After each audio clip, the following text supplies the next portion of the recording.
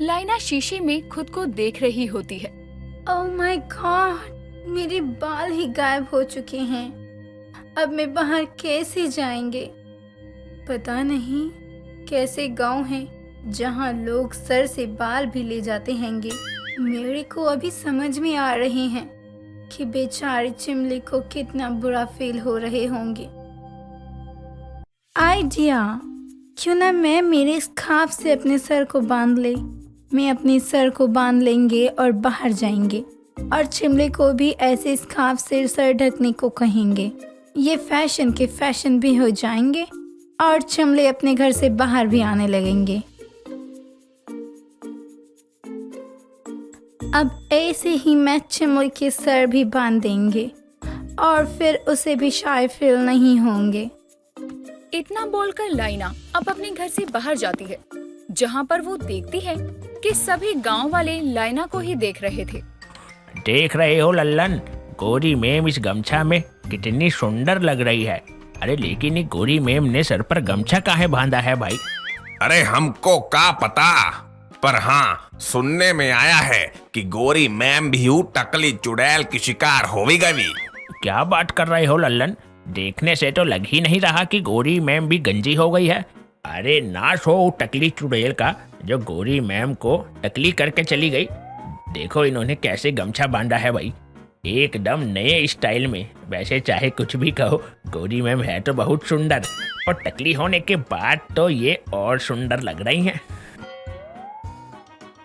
भोला भैया अभी चुप कर जाओ, नहीं तो टकले होने का अगला नंबर तोहरा होगा। क्या कहा तुमने?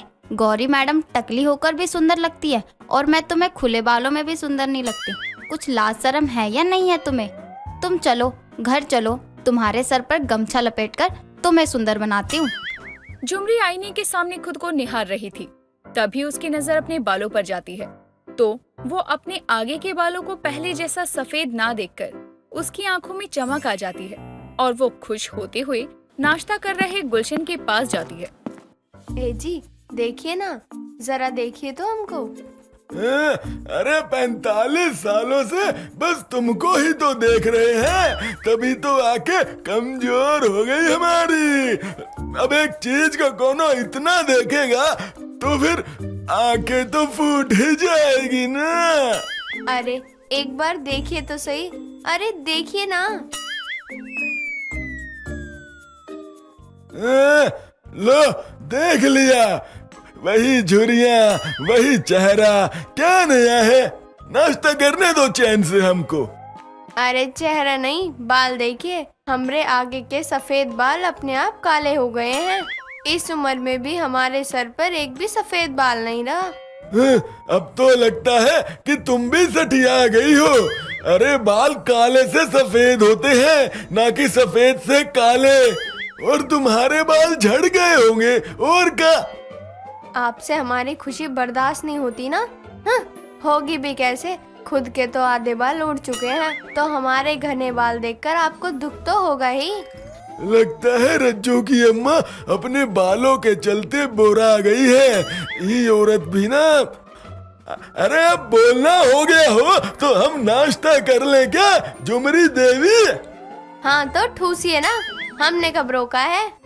लाइना अब चमेली के घर आती है और एक बार फिर वो उसके घर का दरवाजा खटखटाती है। Chimli sister, please open the door. अरे हमारा नाम चमेली है, कभी कभी तो मन करता है अपना नाम चमेली से चमली रख ले हमेशा के लिए। और हम तुमको कल भी बोले थे ना कि हम बाहर नहीं आएंगे। यस यस तुम बोले थे, लेकिन मैं तुम्हारे बालों के लिए उपाय लेकर आए हैं। हम जानते हैं तुम हमारा कोई उपाय नहीं बल्कि हमारा मजाक बनाने आई हो। हम सबको बहुत अच्छे से समझ रहे हैं, तुम्हारे पास तुम्हारे अच्छे बाल हैं ना, इसलिए। No no, I don't have a hair. बल्कि मैं तो बोल रही थी कि मैं भी तुम्हारे तेरा चकली हो गए हैं। दैया रे दैया, तुम भी टकली हो गई। आओ अंदर, नहीं तो कोई देख लिया ना तो बेकार में तुम्हारा भी मजाक बनने लगेगा। गोरी मैम, तुम काहे को टकली हो गई हो? तुम तो हमारे गांव की हो भी नहीं।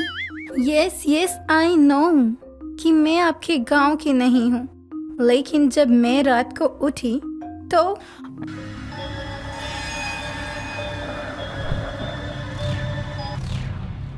अच्छा तुम ही हो वो जिसको टकली चुड़ैल टकला कर गई, पर तुम अपने सर पे एक गमछा काहे बांध कर घूम रही हो? बिकॉज इससे हमारे टकले हाइड हो जाएंगे। मैं तुम्हारे लिए भी स्कार्फ लाए हैं। तुम जो अपने आप को इसी घर में बंद किए हैं मेरे को अच्छा नहीं लगते हैं, इसलिए तुम भी स्कार्फ बांध लो और बाहर निकलो। कब तक तुम अपने हेयर्स की वजह से खुद को इस तरह घर में रखेंगे? चमेली लाइना की बात से सहमत हो जाती है, जिसके बाद लाइना चमेली के सर पर भी अपने जैसे ही स्कार्फ बांध देती है। काली की जब नींद खुलती है तो वो अपनी आंखों को मसलकर सामने देखती है, लेकिन जो वो देखती है वो देखकर उसकी आंखें फटी की फटी रह जाती है। माँ, आपका ये हाल किसने किया? माँ उठो, ये कैसे हो गया? काली की आवाज सुनकर दुर्गा नींद से जागती है और काली को हैरान देखकर वो उठ जाती है। क्या हुआ काली, तू इतनी परेशान क्यों है? माँ आपके बाल। बाल? क्या क्या हो गया मेरे बालों में? इतना कहकर दुर्गा अपने सर पर हाथ लगाती है और झट से उठकर शीशे के सामने जाती है और खुद को टकला देखकर उसके पैरों तले जमीन खिसक जाती है। काली मेरे बाल कहाँ गए? काली मैं गंजे कैसे हो सकती हूँ? वही तो मैं भी समझ नहीं पा रही हूँ माँ, कि रात को तो सब कुछ ठीक था, फिर अचानक आपके बाल कैसे? दोनों बातें कर ही रही थी कि तभी काली के सर में दर्द होता है और वो अपना सर पकड़ लेती है। काली खुद को संभालती है, तभी एक प्लेट में पराठे लिए भाग्या वहाँ आती है और दुर्गा को टकला देखकर जोर जोर से हंसने लगती है। हाय दैया, दुर्गा बहन तुम काहे टकली हो गई? भाग्य बहन, ये बात तो मुझे भी नहीं पता। नहीं पता मतलब? अब ई मत कहना कि तुम्हारे सारे बाल एक ही रात में झड़ गवा। ऐसा होना मुमकिन ही नहीं है भाग्या काकी। हाँ तो एक रात में दुर्गा बहन टकली कैसे हो गई? अरे बुढ़ापे में एक अच्छे बाल ही तो थे दुर्गा बहन के पास। अब भलाई सपाट सा टकला लेकर बाहर कैसे निकलेंगी दुर्गा बहन? नहीं, मैं ऐसे बाहर नहीं जा सकती। मैं कहीं नहीं जाऊंगी। कहीं सरपंच जी की वो टकली चुड़ैल वाली बात सच तो नहीं थी? अगर ऐसा है तो मुझे सच पता करना होगा। रात के अंधेरे ने किशनगढ़ को पूरी तरह से घिरा हुआ था। उस अंधेरे में कुछ लोग अपने घर में हंसी ठिठोली कर रहे थे, तो कुछ लोग आपस में चर्चा कर रहे थे। उन्हीं में से एक था झुमरी का घर। देख रही हो रज्जो, तुम्हारे बाबा हमसे कैसे जल रहे हैं। देखिए जी, जलने से आपके सर के बाल नहीं आएंगे, आपका ये सर आधा चांद ही रहेगा। अरे भाग्यवान, हम काहे जलेंगे तुमसे? अरे भाई, मान लिया कि तुम्हारे सफेद बाल गायब हो गए और तुम जवान हो गई, अब बख्श दो हमको। माँ, आप जवान हो गई हो तो आप बाबा को पसंद ही नहीं करोगी। आखिर आप जवान जो हो गई हो। अरे रज्जो बिटिया, कैसी बात कर रही हो? हम चाहे कितने भी जवान क्यों ना हो जाएं, हमरा ई दिल तो तोहरे 80 साल के बाबा पर ही अटका हुआ है। काहे कि जो लब इन्होंने किया है ना, वो लब के कारण ही हम किसी और के पास जाने की तो सोच भी नहीं सकते हैं। इनका लब से ही तो तुम हो। ए भाग्यवान, अरे बस करो, बिटिया को कहाँ सिखाए जा रही हो ऐसा बात बोलकर। हम इसलिए सिखा रहे हैं ताकि ई भी अपना लब ढूंढ सके। माँ, आपको हमारी चिंता करने की कोई जरूरत नहीं है, क्योंकि मैंने तो अपना प्यार अपने मुकेश को ढूंढ ही लिया है। का बोली? किसको ढूंढ ली है? वो नहीं, किसी को नहीं माँ, वो मेरा फोन बज रहा है, मुझे यहाँ से जाना चाहिए। इतना बोलकर रज्जो वहाँ से चली जाती है और कुछ देर बाद अब सभी सोने के लिए चले जाते हैं। झुमरी गुलशन के साथ सो रही थी कि तभी झुमरी को उसके शरीर पर कुछ ठंडा महसूस होता है। उसके शरीर पर ठंडक महसूस होने पर झुमरी की आंखें खुलती है और वो आधी कच्ची नींद में उठ जाती है। बाहर बारिश हो रहा है क्या, जो हमको इतना ठंडा महसूस हो रहा है?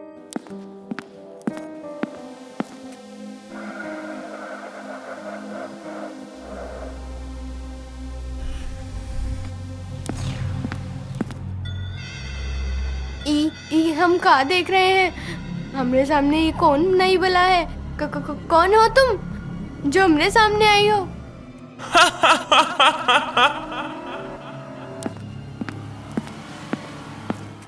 नितिन आईने में देखते हुए अपने बालों में कंघी कर रहा था। तभी भाग्या पीछे से आकर उसके सर पर एक कंटाप लगाती है और नितिन के हाथों से कंघी नीचे गिर पड़ती है और तभी नितिन सर खुजाने लगता है। अम्मा अब क्या तल दिया मैंने? अरे नास पीटे, रात के समय बालों में कंघा करना और शीशा देखना ना ठीक नहीं होता। अरे अम्मा मैं तो बाल ही तो बाल लाता, बालों तो तैत तलते मैं हीलो देता लगता हूँ बिल्कुल। अरे जब किस्मत ही बिखरी है तो बाल संवारने से क्या फर्क पड़ जाएगा नालायक। और तुझ जैसा ठिगना हीरा तो हमारे जमाने में भी नहीं होता था, तो आज के जमाने में क्या खाक होगा। अम्मा दे तो मुझे ठिदना मत तो, मेरे दिल तो ये बात लग गई ना तो मैं बुल्द तलीपा पर तल डाऊंगा। अरे ये ढोलक जैसा पेट लेकर घर की छत पर चढ़ने में तो सांस फूलती है तोहरी, बात करत है बुरज खलीला पर चढ़ने की। हाँ? ओहो बुल्द तलीता नहीं बुल्द तलीता होता है अम्मा। ठीक है, अपनी अम्मा को मत सिखा। रात के समय बाल सवार कर कहाँ भटकने जाएगा, जाकर सो जा और हमको भी सोने दे। नितिन खर्राटे लेते हुए गहरी नींद में था। तभी उसे अचानक छींक आती है और वो जाग जाता है। तभी उसकी नजर घर के दरवाजे पर जाती है जो कि खुला हुआ था। ए तिल बिना तो बोला था मैंने, दरवाजा बंद तलते तोने तो, पर ये बिना बातें अंत नहीं तल देता है। अले लगता है ये भी मुतेत भैया बनता डाला है भैला। नितिन उठकर दरवाजा बंद करने के लिए आगे बढ़ता है और जैसे ही दरवाजा बंद करता है वैसे ही उन दोनों दरवाजों के बीच एक जला हुआ हाथ आता है और नितिन को बाहर की तरफ खींच लेता है। भाग्या दरवाजा खोलकर अंगड़ाई लेती है और उसे किसी के खर्राटे लेने की आवाज आती है। तभी उसकी नजर जमीन पर जाती है और वो देखती है कि नितिन खर्राटे ले रहा है और वो टकला हो चुका था। ए भगवान, हमरा नितिन टकला कैसे हो गवा। अरे नालायक पड़ा का है, उठ उठ।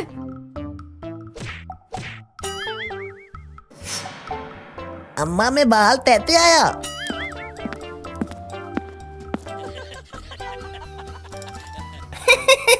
अरे नितिन तेरा चमन कैसे उजड़ गया? ऐसा आ गया मैं। त्या बोला अम्मा ये तभी लोग क्यों अतले हैं और मुझे मेला तल हलता क्यों लदला है? क्योंकि तू टकला हो गया है। क्या मैं उल ततला? यहाँ नितिन टकला हुआ था तो वहीं झुमरी के सर से भी बाल गायब हो चुके थे और वो दहाड़ी मारकर रो रही थी। अरे सत्यानाश हो, कीड़े पड़े, हमारे बाल ले गई, हमको गंजा कर गई। अरे शांत हो जाओ भाग्यवान, हम कहते तो थे तुमसे कि घमंड नहीं करना चाहिए। अब देखो घमंड करने के लिए बाल ही नहीं बचे। पापा आप चुप हो जाइए, माँ के बाल गायब हो गए हैं, वो भी अचानक। आपको अचंभा नहीं हो रहा क्या? आखिर ऐसे कैसे हो सकता है? अचानक नहीं बिटिया, वो टकली चुड़ैल का काम है, वही हमरे बाल ले गई। टकली चुड़ैल? ई बारे में तो वो सरपंच भी कह रहा था, लेकिन वो टकली चुड़ैल सिर्फ तुम्हारा बाल काहे ले गई? और अब जिसका होगा उसी के लेकर जाएगी ना। तुम्हारे आधे चांद का क्या करेगी वो चुड़ैल बहुत डरावनी है, हमने देखी है वो। रज्जू अपनी माँ के आंसू पोंछते हुए उसे शांत करवाती है। किशनगढ़ में झुमरी, नितिन और दुर्गा की टकले होने की खबर फैल गई थी और टकली चुड़ैल को लेकर बातें होने लगी थी। रज्जू घर के बाहर बैठी सोच में डूबी थी। तभी उसे मुकेश दिखाई देता है। भगवान का शुक्र है कि नितिन की तरह मुकेश टकला नहीं हुआ, लेकिन मुझे तो माँ की बहुत चिंता हो रही है। बिना बालों के वो कितना परेशान है। टकली चुड़ैल से बाबा गोरेश्वर ही निपट सकते हैं अब। रज्जू वहाँ से उठकर जाने लगती है। तभी उसे काली मिलती है। अच्छा हुआ काली तुम आ गई, तुम मेरे साथ बाबा के पास चलो ना। बाबा के पास? लेकिन क्यों? क्या मतलब? अरे तुम्हारी माँ के साथ साथ उस टकली चुड़ैल ने गांव में बहुत लोगों को टकला किया है और ऐसे चुड़ैल भूतनियों से बाबा अच्छे से निपटना जानते हैं। रज्जू बोल ही रही थी कि तभी गुलशन और हर्ष वहाँ आ जाते हैं और उनकी बातें सुनकर हर्ष कहता है, रज्जो लेकिन वो बाबा आया कहाँ से है और कैसा है? हम में से तो कोई नहीं जानता उन्हें, तो इसलिए तुम दोनों का जाना भी ठीक नहीं है। हर्ष, एक बार उस बाबा के पास जाने में क्या बुराई है? और कभी कभी ना चाहते हुए भी कुछ चीजों पर विश्वास करना पड़ता है। आखिर तुमने भी देहातियों जैसी बातें कर दी ना काली। हर्ष की ये बात सुनकर काली को बहुत गुस्सा आता है और वो बिना कुछ कहे रज्जो का हाथ पकड़े वहाँ से निकल जाती है। काली रज्जो के साथ बाबा गौरीश्वर के पास जाती है और उसको बाबा कहीं नहीं दिखता, जिसके बाद काली और रज्जो वापस घर की तरफ निकल जाते हैं।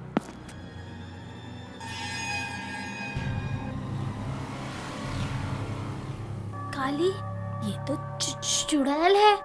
रज्जो, तुम सही कह रही हो। एक काम करो, गांव वालों के पास जाओ और मैं नकाब वाली को बुलाकर लाती हूँ, क्योंकि मैं तुम्हारे आगे नकाब वाली नहीं बन सकती रज्जो। ठीक है काली।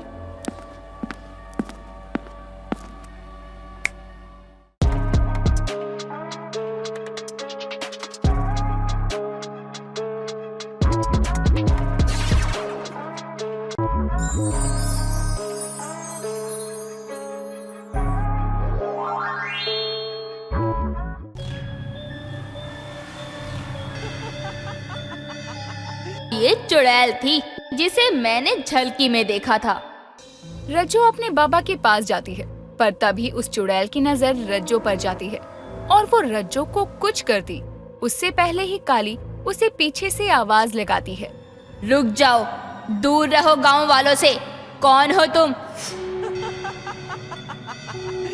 मैं तुमसे आखिरी बार पूछ रही हूँ, बता तू क्यों गांव वालों को टकला बना रही है? बता, वरना मैं तेरा वो हश्र करूंगी कि तेरी रूह कांप जाएगी। ये तेरी गलत फहमी है नकाब वाली। तू नहीं जानती कि मैं कितनी शक्तिशाली चुड़ैल हूँ। तुझे मेरी शक्तियों का अंदाजा भी नहीं है। ए चुड़ैल, तू नहीं जानती कि हमारी नकाब वाली कितनी शक्तिशाली है। वो तेरा खात्मा एक चुटकी में कर देगी। अगर वो चाहे ना तो तेरे गंजे सर पर भी बाल उगा सकती है। रज्जो की बात सुनकर उस चुड़ैल को बहुत गुस्सा आता है और वो गुस्से में आकर अपनी आंखों से एक रोशनी निकालती है और उस रोशनी से रज्जो हवा में उड़ जाती है।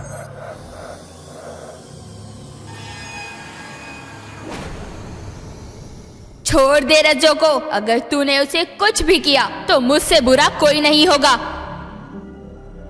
काली के बार बार बोलने पर भी चुड़ैल रज्जो को नहीं छोड़ती और वो उसको अपने करीब लाते ही जा रही थी। ये सब देखकर काली को बहुत गुस्सा आता है और वो गुस्से में अपनी आंखें बंद करके खोलती है और चुड़ैल के हाथों पर अपने हाथों द्वारा एक रोशनी प्रकट कर हमला करती है।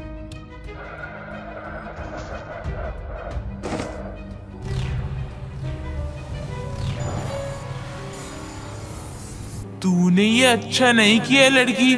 अब तक मैंने किसी को कोई नुकसान नहीं पहुंचाया है, पर अब तू देख मैं इस गांव को कैसे तबाह करती हूँ। इतना बोलकर अब वो चुड़ैल अपने दोनों हाथों को उठाती है और अपनी काली शक्तियों से गांव में आंधी तूफान ले आती है। उस तूफान में सब कुछ इधर से उधर उड़ने लगता है। हे भगवान, ये चुड़ैल तो अपना शक्ति से सिर्फ लोगों का बाल ही नहीं बल्कि तो गांव के लोगों को भी उड़ाने का सोच ली है। भाग्या ये बोलती है कि तभी वो चुड़ैल भाग्या की ओर देखती है और फूंक मारती है। उसके फूंकते ही भाग्या उड़ते हुए दूर जा गिरती है।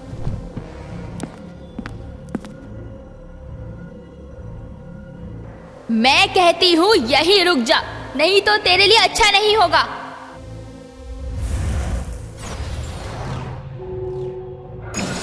मेरे इस वार का इस चुड़ैल पर कोई असर क्यों नहीं हो रहा? काली अब एक बार फिर से उस चुड़ैल पर आग के गोलों से वार करती है, लेकिन अब भी उसको कुछ नहीं होता।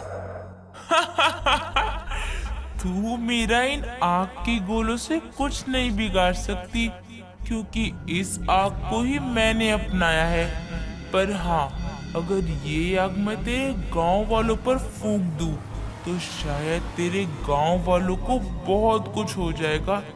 पर तेरे गांव वालों को कुछ करने से पहले मुझे तेरा अंत करना होगा।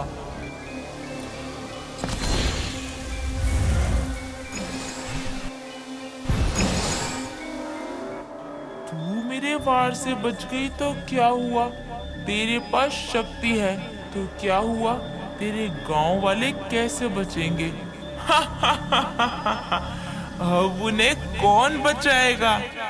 चुड़ैल अब गांव वालों की तरफ देखती है और उनकी तरफ वो आंख के गोले फेंकने लगती है। पर तभी काली आंखों की शक्तियों से गांव वालों के सामने भी एक अदृश्य सुरक्षा घेरा बना देती है। टकली चुड़ैल, तू न सिर्फ मुझे बल्कि तू मेरे गांव वालों का भी बाल भी बांका नहीं कर सकती। काली की बात सुनकर बौखलाई हुई चुड़ैल अपना रूप काफी बड़ा कर लेती है। ये देखकर काली भी अपने दोनों हाथों को जोड़ते हुए ओम नमः शिवाय बोलकर अपने आकार को बड़ा करती है। तू बहुत हिमायती बनती फिर रही है ना गांव वालों की। अब मैं सबसे पहले तेरे ही बाल लूंगी और तुझे ही टकला करूंगी। फिर तुझे पता चलेगा कि टकले होने का तो क्या होता है। चुड़ैल अपनी बातें बोलती है और दोनों हाथों को धीरे धीरे उठाने लगती है। पर तभी काली उस पर अपने हाथों के रतन द्वारा वार करती है और उसको नीचे गिरा देती है।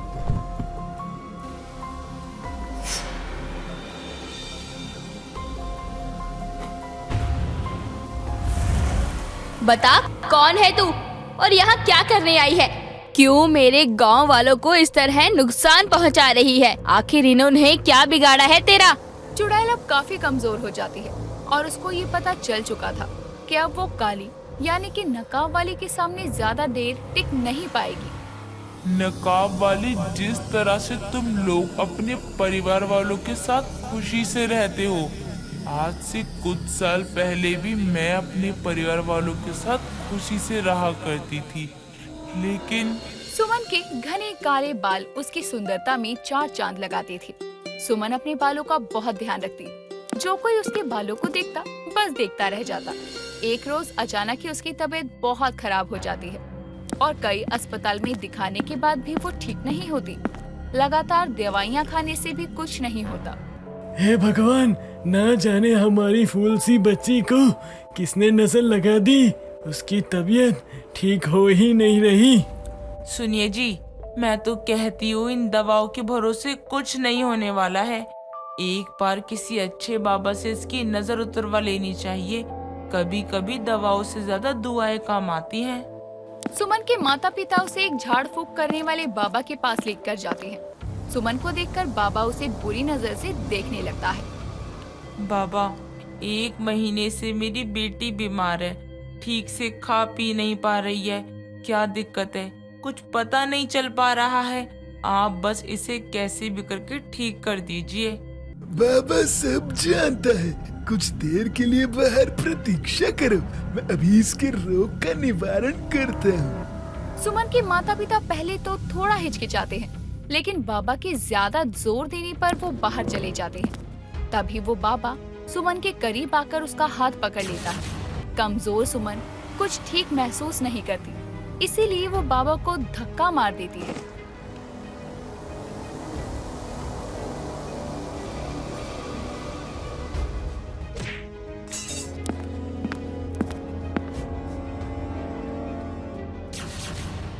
तुम्हारी बेटी में आत्मा है, बुरी आत्मा, जो उस पर हावी हो जाती है। देखो, अभी मैंने उसे भगाने की कोशिश की तो उसने मुझ पर ही हमला कर दिया। नहीं, ये बाबा झूठा है। इसने मुझे बालों से बाल, इसके लंबे घने बालों, इनकी सुंदरता के कारण ही वह आत्मा इसके शरीर की ओर आकर्षित हुई है। बाबा, मेरी बेटी को उस आत्मा से मुक्ति कैसे मिलेगी बाबा? माँ, ये झूठ बोल रहा है, ये ढोंगी है माँ। इसे अपने बालों का त्याग करना होगा, तभी कुछ हो सकता है। इसके ये लंबे घने बाल ही इसके लिए मुसीबत है। उस बाबा की बात सुनकर सुमन अपने पिता को समझाने लगती है, लेकिन बाबा के आगे उसकी एक नहीं चलती। जिसके बाद वो बाबा उसे रस्सी से बांध देता है और उसके माता पिता के सामने ही उसका मुंडन कर देता है। सुमन की आंखों में आंसुओं की धारा बहे जा रही थी। तभी वो बाबा उसके माथे पर भभूत लगाकर उसकी रस्सी खोल देता है, लेकिन सुमन अपने घने काले बालों को खो देने के दुख के कारण सदमे में चली जाती है। और इस बात को 2 दिन बीत गए थे। सुमन ने बोलना बंद कर दिया था। एक रोज सुमन की माँ बाजार से लौटती है तो अपने घर से चीखने चिल्लाने की आवाज सुनती है। अपने घर से चीखने चिल्लाने की आवाज सुनकर सुमन की माँ घबरा जाती है और घबराते हुए घर के अंदर आती है और हैरान रह जाती है।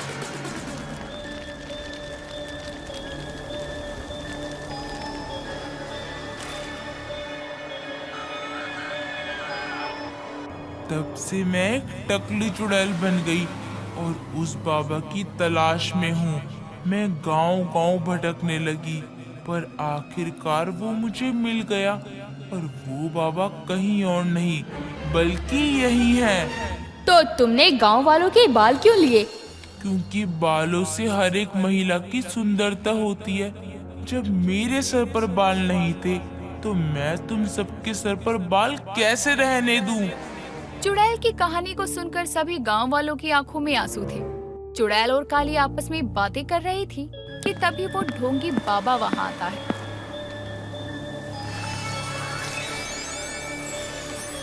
आखिरकार तू मेरे हाथ लग ही गया। उस दिन तो तूने खुद को बचा लिया, पर अब तुझे कौन बचाएगा? सुमन, तुम इसको छोड़ दो, इसको कानून सजा देगा। नहीं, कभी नहीं। मैं ऐसे इंसान को जिंदा नहीं छोड़ सकती जिसकी वजह से एक मासूम ने आत्महत्या की हो। अरे तुम इंसानों के अंदर ना तो दिमाग था और ना ही कभी आएगा, इसीलिए मैं इसके लिए अकेली ही काफी हूँ। इतना बोलकर वो चुड़ैल गौरीश्वर को जैसे ही मारने जाने लगती है, वैसे ही गौरीश्वर बाबा अपनी झोली में से गंगा जल निकालकर उस पर छिड़क देता है। गंगा जल पड़ते ही वो चुड़ैल के चंगुल से आजाद हो जाता है, पर काली उसको अपनी शक्तियों द्वारा हवा में लटका देती है। तुम जैसे ढोंगी बाबा की वजह से इंसानों को एक पंडित पर भी विश्वास नहीं रहा। लोग आस्था को त्याग रहे हैं, पर अब नहीं। जब जब इस दुनिया में पाप बढ़ेगा, तब तब उस पाप का अंत करने कोई ना कोई नकाब वाली जरूर आएगी।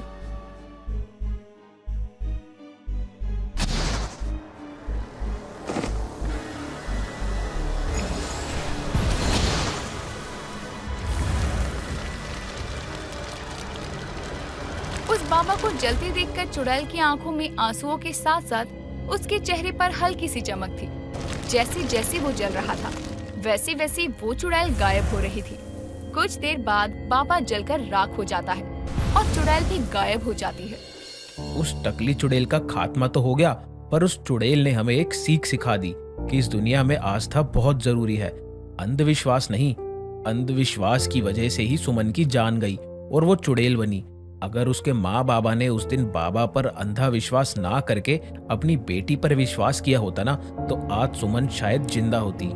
हर्ष की बात सुनकर अब सभी गांव वालों को महसूस होता है कि किसी पर विश्वास करना तो ठीक है, पर अंधविश्वास करना हमारे लिए हानिकारक हो सकता है।